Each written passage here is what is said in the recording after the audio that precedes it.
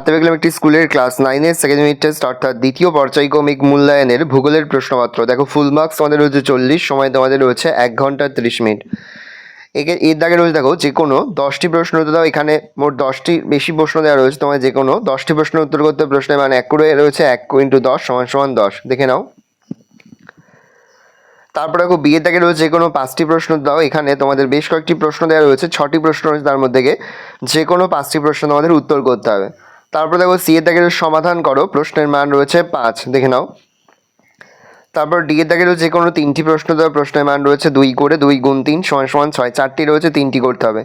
ই এর দাগে যে কোনো 3টি প্রশ্ন দেওয়া, প্রশ্নের মান 3 করে 3 × 3 = 9।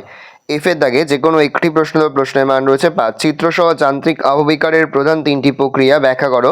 5 সংস্থান তত্ত্ব দ্বারা ভঙ্গিল পর্বতের উৎপত্তি চিত্রসহ ব্যাখ্যা করো। ভালো করে দেখে নাও। এই রোজ টোটাল তোমাদের সেকেন্ড ইউনিট টেস্ট অর্থাৎ দ্বিতীয় পর্যায়ক্রমিক মূল্যায়নের ক্লাস 9-এর ভূগোলের প্রশ্নপত্র। ভালো করে প্রশ্নপত্রটা দেখে নাও। যে মুহূর্তে আমরা বিভিন্ন স্কুলের প্রশ্নপত্র হাতে পাচ্ছি, সবার ফার্স্ট ভিডিওর মাধ্যমে কিন্তু আমরা তোমাদের কাছে তুলে ধরছি। তোমরা কিন্তু অবশ্যই আমাদের চ্যানেলটা সাবস্ক্রাইব করে রাখবে।